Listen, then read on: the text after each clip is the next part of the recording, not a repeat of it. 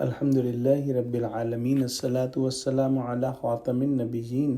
وعلی آلہ وصحبہ اجمعین، اما بعد فاعوذ باللہ من الشیطان الرجیم، بسم اللہ الرحمن الرحیم۔ قال اللہ تعالی فی سورۃ رعد: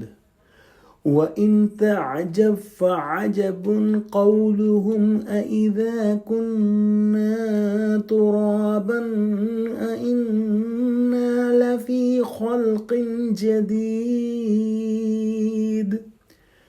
أُولَئِكَ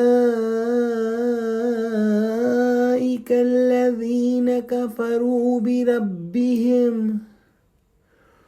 وَأُولَئِكَ الْأَغْلَالُ فِي أَعْنَاقِهِمْ وَأُولَئِكَ أَصْحَابُ النَّارِ هُمْ فِيهَا خَالِدُونَ۔ ترجمہ: اگر تم عجیب بات سننی چاہو تو کافروں کا یہ کہنا عجیب ہے کہ جب ہم مر کر مٹی ہو جائیں گے تو کیا سر نو پیدا ہوں گے؟ یہی لوگ ہیں جو اپنے پروردگار سے منکر ہوئے ہیں، اور یہی ہیں جن کی گردنوں میں طوق ہوں گے، اور یہی اہل دوزخ ہیں کہ ہمیشہ اس میں جلتے رہیں گے۔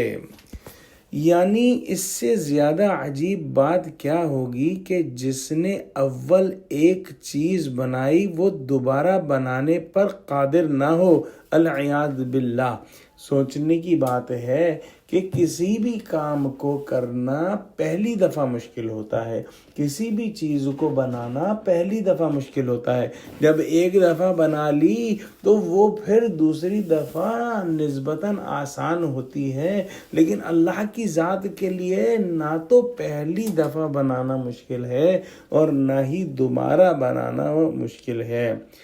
یہ لوگ جو زندگی موت کے بعد جو آنے والی ہے اس کا انکار کر رہے ہیں، در حقیقت یہ اللہ سبحانہ و تعالی کی شہنشاہی سے منکر ہیں۔ تو ایسے باغیوں کا انجام یہی ہونا چاہیے کہ گلے میں طوق اور ہاتھ پاؤں میں ہتھ کڑیاں اور بیڑیاں پہنا کر ابدی جیل خانے میں ڈال دیے جائیں، جو حقیقت میں ایسے مجرموں کے لیے بنایا گیا ہے۔ جیسا کہ پچھلی آیتوں کی تفسیر میں بیان ہوا کہ جب انسان اپنے ارد گرد کی چیزوں بلکہ ایون اپنی ذات پر صدق دل اور سلیم الفطرت طبیعت کے ساتھ غور کرے تو وہ اللہ سبحانہ و تعالیٰ کی معرفت حاصل کر لیتا ہے۔ وہ حق تک اس درجے پہنچ جاتا ہے کہ میرا بنانے والا اور اس کائنات کا بنانے والا ہر نقص سے پاک ہے، ہر عیب سے پاک ہے، ہر طرح کی طاقت قوت اس کو حاصل ہے،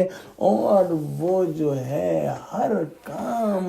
کے اندر ایبسولوٹلی پرفیکٹ یا مطلقاً طور پر بہترین ہے۔ اور اس درجے پہنچنے کے بعد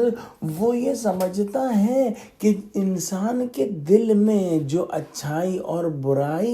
اس پروردگار نے ڈالی ہے، انسان کے اپنے نفس کے اندر جو اچھے کام ہیں اور جو برے کام ہیں، ان کے کرنے والوں کے نتائج ایک سے نہیں ہو سکتے۔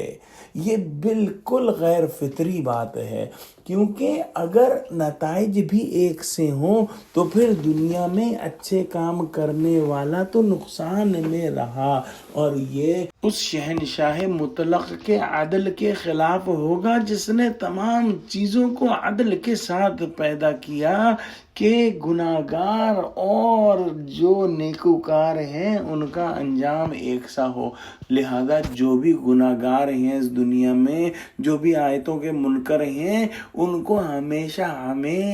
درد اور ذلت والا عذاب ملتا رہے گا۔